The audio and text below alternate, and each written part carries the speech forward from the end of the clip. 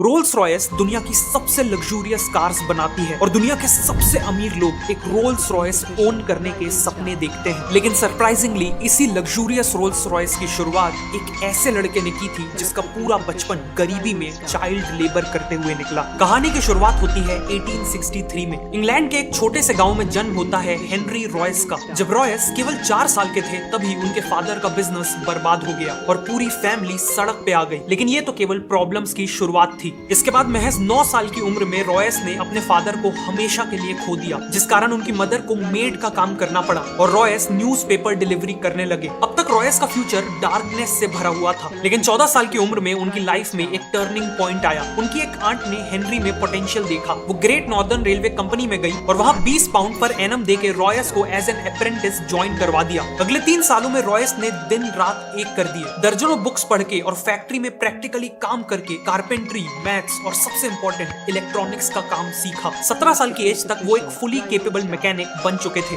21 साल की एज आते तक वो मैक्सिम वेस्टर्न नाम की कंपनी में एज एन इंजीनियर काम कर रहे थे, लेकिन फाइनेंशियल डिफिकल्टीज के चलते ये कंपनी बंद होने वाली थी। ऐसे में रॉयस के पास कई और कंपनीज में जॉब लेने का ऑप्शन था, लेकिन उन्होंने अपनी खुद की इलेक्ट्रिकल इंजीनियरिंग कंपनी खोलने का फैसला लिया। उन्होंने अपनी 20 पाउंड की सेविंग्स यूज की और मैनचेस्टर में एक छोटे से ऑफिस स्पेस से शुरुआत की एफएच रॉयस एंड कंपनी की। उन्होंने अपने एक दोस्त अर्नेस्ट क्लेरेमोंट को एज अ पार्टनर भी ज्वाइन करा लिया। इनिशियली सर्वाइव करने के लिए रॉयस को जो भी काम मिला उन्होंने किया, जैसे सुइंग मशीन रिपेयर करना, इलेक्ट्रिकल फिटिंग्स करना वगैरह। लेकिन फिर रॉयस ने देखा कि टाइम के साथ साथ इलेक्ट्रिकल लाइटिंग्स और फिटिंग्स की डिमांड बहुत बढ़ती जा रही है। इसीलिए उन्होंने आर्क लैंप्स, बल्ब होल्डर्स और इलेक्ट्रॉनिक डोर बेल की मैन्युफैक्चरिंग का काम चालू कर दिया और इसी काम ने कंपनी की किस्मत बदल दी। ईयर 1900 तक कंपनी की सेल्स 20,000 पाउंड क्रॉस कर गई थी। 38 की एज में रॉयस की एक फैमिली थी और वो एक बहुत बड़ी फैक्ट्री बिल्ड करने का प्लान कर रहे थे। सब कुछ अच्छा चल रहा था कि तभी कहानी में एक ट्विस्ट आता है। 1901 में जर्मन और अमेरिकन कंपनीज ने ब्रिटिश इलेक्ट्रॉनिक्स मार्केट में एंट्री ले ली। कंपटीशन एकदम से बढ़ गया और इलेक्ट्रॉनिक्स इक्विपमेंट के प्राइसेस काफी गिर गए। पूरी कोशिश के बाद भी रॉयस का बिजनेस क्रैश करने लगा और इतनी मेहनत से बनाए हुए बिजनेस को फेल होते देख रॉयस की फिजिकल और मेंटल हेल्थ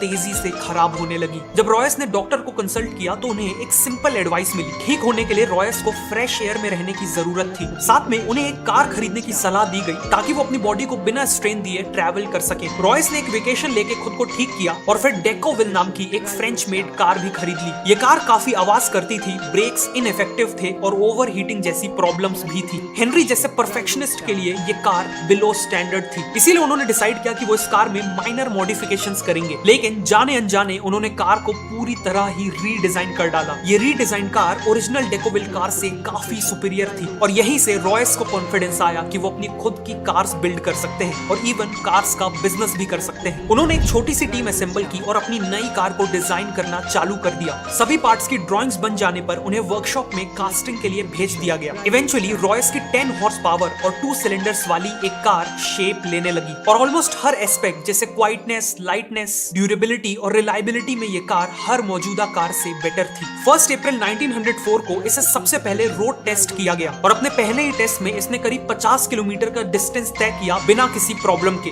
रॉयस ने 2 और कार्स बनवाई सेम मॉडल की और इन्हें टेस्ट कर करके इंप्रूव करने लगे। अब उन्होंने वर्ल्ड क्लास कार्स तो बना ली थी, लेकिन वो अकेले ही इन कार्स को पूरी दुनिया तक पहुंचाने के केपेबल नहीं थे और ऐसे में एंट्री होती है कहानी के दूसरे हीरो की, चार्ल्स रोल्स। रॉयस एक एग्जीबिशन में अपनी कार्स को प्रेजेंट कर रहे थे और इसी दौरान इन कार्स पे चार्ल्स रोल्स की नजर पड़ी। चार्ल्स रोल्स एक पैशनेट मोटरिस्ट थे और सुपीरियर क्वालिटी की कार्स का सक्सेसफुल बिजनेस करते थे। रोल्स ऑलरेडी एक लग्जरी ब्रिटिश कार मेकर को ढूंढ रहे थे, इसीलिए उन्होंने रॉयस से मुलाकात की और कार्स को क्लोजली देखा। वो रॉयस से इतना इंप्रेस हुए कि बाद में उन्होंने अपने एक बिजनेस पार्टनर से कहा कि उन्होंने वर्ल्ड के ग्रेटेस्ट इंजीनियर को ढूंढ लिया है। अगले 3 महीनों में इन कार्स को बेचने के लिए चार्ल्स रोल्स और हेनरी रॉयस एक जॉइंट वेंचर स्टार्ट करने का अग्रीमेंट करते हैं और इस जॉइंट वेंचर से बिकने वाली कार्स का नाम होने वाला था रोल्स रॉयस। आगे बढ़ने से पहले आपसे एक क्वेश्चन है, क्या आप भी एक सक्सेसफुल स्टार्टअप बिल्ड करना चाहते हैं और खुद के लिए फाइनेंशियल फ्रीडम चाहते हैं? अगर हाँ, तो मैं हाईली रिकमेंड करूंगा कि आप ऑडिबल पे the lean startup audio book को सुने। ये ऑडियो बुक आपको स्टेप बाय स्टेप गाइड करेगी और सिखाएगी कि कैसे टाइम और मनी को बिना वेस्ट किए आप अपने बिजनेस आइडिया को टेस्ट करें, वैल्यूएबल प्रोडक्ट्स बनाएं और बिजनेस को ग्रो करें। ये ऑडियो बुक सच में आपकी लाइफ चेंज कर सकती है। वैसे मैं खुद ऑडिबल को अलग अलग जॉनर्स की ऑडियो बुक सुनने के लिए और इवन वीडियोस की रिसर्च के लिए काफी यूज करता हूँ। ऑल्सो अब आप ऑडिबल में यूपीआई के थ्रू भी इजिली साइन अप कर सकते हो। क्रेडिट या डेबिट कार्ड की जरूरत नहीं है। तो अभी नीचे डिस्क्रिप्शन या पिन कमेंट में दिए हुए लिंक से ऑडिबल पे साइन अप करिए और 2 महीने का फ्री ट्रायल पाइए। अब कहानी पे वापस आते हैं। मार्च 1906 में रोल्स रॉयस लिमिटेड को ऑफिशियली स्टैब्लिश किया गया और सबसे पहले 4 रोल्स रॉयस 10, 15, 20 और 30 हॉर्स पावर वाली मॉडल्स को सप्लाई करने का डिसीजन लिया जाता है। रोल्स का मानना था कि किसी भी कार की मार्केटिंग करने का सबसे अच्छा तरीका है उस कार के साथ रेसिंग टूर्नामेंट्स में पार्टिसिपेट करना। इसीलिए रोल्स ने आइल ऑफ मैन टूरिस्ट ट्रॉफी जैसे प्रेस्टिजियस टूर्नामेंट्स में पार्टिसिपेट किया और रोल्स रॉयस की कार्स यूज करके उन रेसेस को जीता भी। साथ ही साथ उन्होंने इन कार्स से कई नए स्पीड रिकॉर्ड्स भी बनाए। इन सब से रोल्स रॉयस ऑलरेडी एक ग्रेट कार कंपनी की तरह एस्टैब्लिश हो चुकी थी, लेकिन अभी उनकी सबसे सक्सेसफुल कार का आना बाकी था। ईयर 1906 के एंड में रॉयस ने 40 और 50 हॉर्स पावर और 6 सिलेंडर्स के साथ एक मॉडल लॉन्च किया। इसकी बॉडी का कलर सिल्वर था और ये चलाने में बेहद स्मूथ और साइलेंट थी, बिल्कुल एक गोस्ट की तरह, और इसीलिए इसका नाम सिल्वर गोस्ट रखा गया। कार को मार्केट करने के लिए रोल्स ने 24,000 किलोमीटर का एक इंड्योरेंस टेस्ट प्लान किया, जिसमें सिल्वर गोस्ट को संडेज को छोड़कर 2.5 महीनों तक दिन और रात के लिए लगातार चलाया गया और 24,000 किलोमीटर का डिस्टेंस कवर किया गया। सिल्वर गोस्ट ने बिना किसी इशू के ये टेस्ट पास भी कर लिया। इसके अलावा रोल्स ने कई डेमोन्स्ट्रेशंस ऑर्गेनाइज किए जिसमें उन्होंने सिल्वर गोस्ट को विस्पर टेस्ट से गुजारा। इस टेस्ट में वो कार के बोनट के ऊपर एक कॉइन को बैलेंस करते हुए उसे बिना गिराए चलाते थे, जिससे प्रूव होता था कि ये कार एक्सट्रीमली स्मूथ है। इन्हीं स्ट्रेटजी से सिल्वर गोस्ट चारों तरफ best car in the world की तरह पॉपुलर हो गई और ये उस समय के किंग्स, क्वींस और इंडस्ट्री लीडर्स की फर्स्ट चॉइस बन गई। रोल्स और रॉयस की पार्टनरशिप का डिसीजन एक मास्टर स्ट्रोक साबित हुआ था। उन्हें हर तरफ से सक्सेस मिल रही थी कि तभी एक भयानक हादसा हो गया। कार्स के साथ साथ चार्ल्स रोल्स एविएशन के लिए भी काफी पैशनेट थे। 12 जुलाई 1910 को वो राइट फ्लायर नाम का प्लेन उड़ा रहे थे। फ्लाइट के दौरान एयरक्राफ्ट का टेल सेक्शन टूट गया और प्लेन 100 फीट की ऊंचाई से क्रैश कर गया। इस हादसे में 32 साल के चार्ल्स रोल्स ने अपनी जान गंवा दी। अनफॉर्चुनेटली एयरप्लेन एक्सीडेंट्स में जान गंवाने वाले वो ब्रिटेन के पहले इंसान बने। इस हादसे ने रॉयस को डीपली इंपैक्ट कर दिया था। वो इस लॉस से उभरने की कोशिश कर ही रहे थे कि 1911 में उन्हें एक और झटका मिला। उनकी हेल्थ तेजी से खराब होने लगी और डॉक्टर्स ने बताया कि उन्हें बॉल कैंसर है। उनका एक मेजर ऑपरेशन हुआ, लेकिन इसके बाद भी डॉक्टर्स ने कहा कि वो केवल 3 महीने ही जी पाएंगे। इस हालत में भी रॉयस बेड से ही सिल्वर गोस्ट के डिजाइन और इंजीनियरिंग को इंप्रूव करते रहे और फिर एक मिरेकल हुआ। देखते ही देखते 3 महीने बीत गए और रॉयस ने 100% रिकवरी अचीव कर ली। वापस आने के बाद रॉयस ने सिल्वर गोस्ट में मेजर इंप्रूवमेंट्स किए। ग्राउंड क्लियरेंस बढ़ाया गया, सस्पेंशन को इंप्रूव किया गया और शैसीज को भी स्ट्रॉन्ग बनाया गया। इसी दौरान रोल्स रॉयस ने देखा कि कार्स के बोनेट पे पर्सनलाइज्ड मैस्कॉट्स लगाने का एक ट्रेंड चला है, लेकिन कंपनी चिंता में थी कि लोग इनएप्रोप्रिएट मैस्कॉट्स लगा रहे हैं जिससे रोल्स रॉयस की इमेज नेगेटिवली इंपैक्ट हो सकती है। इसीलिए उन्होंने खुद का मैस्कॉट डिजाइन करवाया। इनके मैस्कॉट में एलेनोर थॉर्टन नाम की ब्रिटिश एक्ट्रेस और मॉडल को यूज किया गया है। ये स्कल्पचर एक वुमेन को आगे की ओर लीन करता दिखाता है। उनके हाथ पीछे की ओर स्ट्रेच्ड हैं और उनके ऊपर तेज हवा पड़ रही है। ये मैस्कॉट एक सेंस ऑफ ग्रेस, फ्रीडम और स्पीड को सिंबलाइज करता है। इसका नाम है स्पिरिट ऑफ एक्सटेसी। एक्सटेसी का मतलब है ओवरवेलमिंग हैप्पीनेस। इन सभी इंप्रूवमेंट्स के चलते रोल्स रॉयस की सेल्स और प्रॉफिट्स एक्सपोनेंशियली ग्रो कर रहे थे। 1913 तक उनका प्रॉफिट 90,000 पाउंड से भी ज्यादा हो चुका था और ब्रांचेस को इंटरनेशनली एक्सपैंड करने के भी प्लान्स थे। लेकिन फिर से कुछ ऐसा हुआ जिसने रोल्स रॉयस को ऑलमोस्ट बर्बाद कर दिया। World war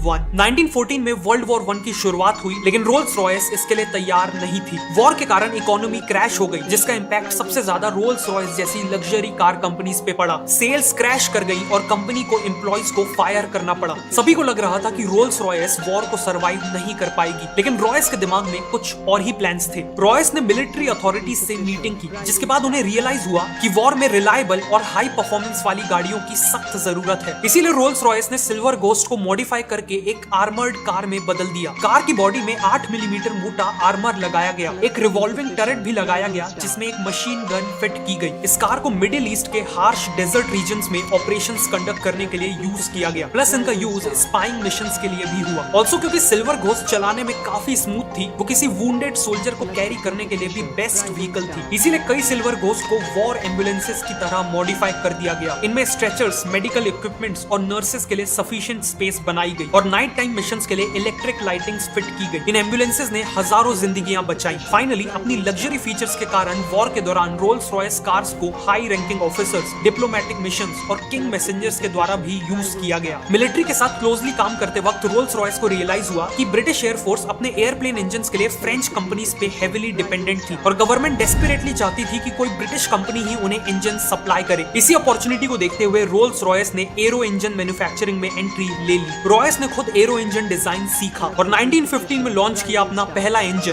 the eagle. ये इंजन कंपटीशन के मुकाबले ज्यादा रिलायबल, लाइट और फ्यूल एफिशिएंट था। इसीलिए ब्रिटिश एयरफोर्स ने साल के एंड तक 500 ईगल इंजन्स का ऑर्डर दे दिया। लेकिन रॉयस यहाँ नहीं रुके। उन्होंने 1915 एंड में लाइट एयरक्राफ्ट के लिए हॉक इंजन बनाया। 1916 में ईगल का स्मॉलर वर्जन फैल्कन इंजन बनाया और 1918 में लार्ज और लॉन्ग रेंज एयरक्राफ्ट के लिए कॉन्डोर इंजन बनाया। इन इंजन्स के कारण ब्रिटेन को aerial combat, spying missions, anti submarine operations और बॉम्बिंग मिशंस, इन सभी में एक मेजर एडवांटेज मिला और यही उनकी जीत का एक इंपॉर्टेंट कारण बना। रोल्स रॉयस का एरो इंजन मैन्युफैक्चरिंग में एंट्री लेना एक ब्रिलियंट स्टेप साबित हुआ और आज भी हजारों कमर्शियल एयरक्राफ्ट्स और मिलिट्री एयरक्राफ्ट्स में रोल्स रॉयस के ही इंजन्स यूज किए जाते हैं। 1918 में वर्ल्ड वॉर 1 खत्म हो गई और अगले 15 साल रॉयस ने कार्स और एरो इंजन दोनों पे फोकस किया। उन्होंने एक स्मॉलर और चीपर कार लॉन्च की जिसका नाम था 20। अनफॉर्चुनेटली 20 की सेल्स ज्यादा इंप्रेसिव नहीं थी। 1925 तक लग्जरी कार मार्केट में बेंटली, डेलमर और कैडिलैक जैसी ब्रांड्स के कारण कंपटीशन बहुत बढ़ गया था और रोल्स रॉयस को अपनी पोजीशन मेंटेन करने के लिए एक बोल्ड कार की जरूरत थी। इसीलिए उन्होंने सिल्वर गोस्ट को रिप्लेस करते हुए बेटर परफॉर्मेंस और 4 व्हील ब्रेक्स के साथ लॉन्च की